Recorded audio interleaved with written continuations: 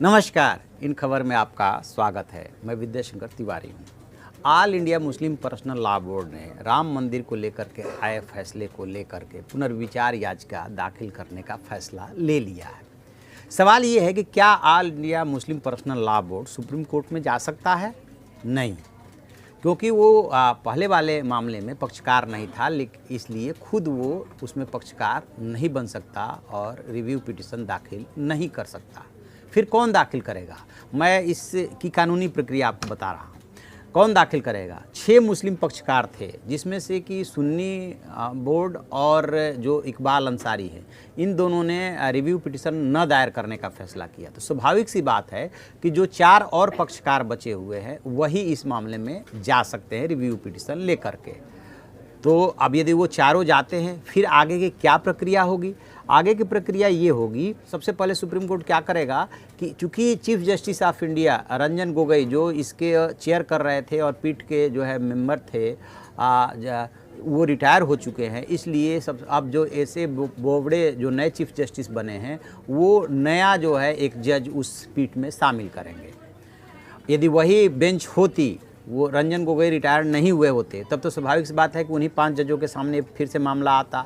लेकिन चूंकि अब वो रिटायर हो चुके हैं, इसलिए एक नया जज अपॉइंट होगा। उसके बाद जो है इसमें जो है इस जो रिव्यू पिटीशन होगा उसको सर्कुलेट किया जाएगा 5 जजों के बीच में। इसका तरीका ये होता है कि पहले इन चैम्बर सुनवाई होती है, यानी कि उसको सर्कुलेट कर दिया जाता है 5 जजों के बीच में।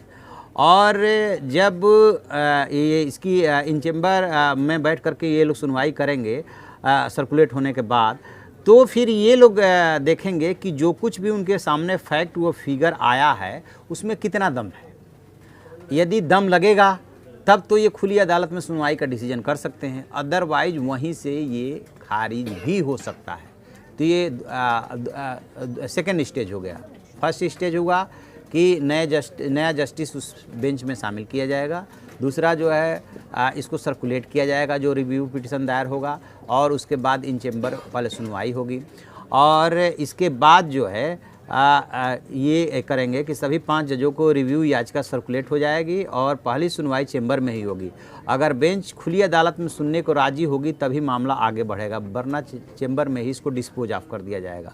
अब क्या हो सकता है? चलिए, तो जैसे ही यदि ये बेंच ये फैसला करते हैं कि खुली अदालत में इसकी सुनवाई होगी, तो मान के चलिए कि फिर इसमें कुछ इनके रिव्यू पिटीशन में दम है और खुली अदालत में उसके आधार पे ही सुनवाई का डिसीजन लिया गया है। और यदि फर्स्ट स्टेज में, यानी कि जब सर्कुलेट किया जाएगा और इन चैम्बर सुनवाई होगी, डिस्कशन होगा, उसमें ये खारिज हो जाता है तो बात वहीं पे ख़त्म हो जाती है। अब सवाल ये है कि मुख्य पक्षकारों में से जो सुन्नी वक्फ बोर्ड है और इकबाल अंसारी है वो नहीं जा रहे हैं रिव्यू पिटीशन लेकर के, तो फिर क्या होगा? तो क्या सभी पक्षकारों के अधिकार बराबर हैं? बिल्कुल, कोई भी पक्षकार जा ही सकता है। लेकिन हाँ, इसमें क्या है कि यदि इसी बीच में, जैसा कि 26 नवंबर को उत्तर प्रदेश सुन्नी सेंट्रल वक्फ बोर्ड की मीटिंग होने जा रही है, यदि उसमें ये तय कर लिया जाता है कि सुप्रीम कोर्ट ने जो अपने आदेश में 5 एकड़ ज़मीन मस्जिद के लिए देने का फैसला किया है उसको हम स्वीकार करते हैं, तो जैसे ही ये चीज़ फैसले पे अमल शुरू हो जाएगा, स्वीकार कर लेता है क्योंकि वही मुख्य पक्ष है, फिर जो है इसकी कानूनी स्थिति बदल जाएगी। तो फिर मुस्लिम पक्ष जो है, जो रिव्यू पिटीशन लेके जा रहे हैं, उनका दावा कमज़ोर पड़ जाएगा।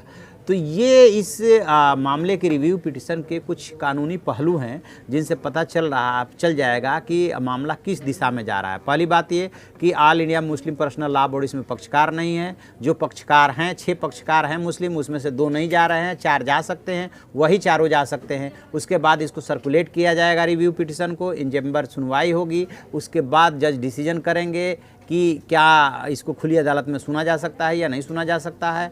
और यदि सुना जा सकता है इसका मतलब कि दावों में दम है, और यदि नहीं सुना जाएगा, खारिज हो जाएगा, तो फिर इसका मतलब बात वहीं ख़त्म हो जाएगी। इससे पहले कोशिश होगी कि वक्फ बोर्ड जो है उस मस्जिद के लिए जो अल्टरनेटिव 5 एकड़ ज़मीन देने की बात हुई है, यदि सुन्नी बोर्ड उसको स्वीकार कर लेता है तो फिर और दावा इनका कमज़ोर हो जाएगा। तो ये 3-4 स्टेजेज हैं जो कि रिव्यू पिटीशन में जाते हैं तो काफ़ी मायने रखेंगे। अब देखना ये है कि अभी तो एक तरह से सहमति बनी है मीटिंग में। उस मीटिंग में भी जो खबरें निकल कर के अंदर से बाहर आई है उसमें ये बात आ रही है कि अंदर भी काफ़ी इसको लेकर के द्वंद्व था, यानी कि दो पक्ष बने हुए थे। नदवा कॉलेज के बजाय मुमताज़ कॉलेज जो जफ़र याब जिलानी की का इंस्टीट्यूशन है उसी में मीटिंग हुई थी, वहाँ पे भी द्वंद्व हुआ।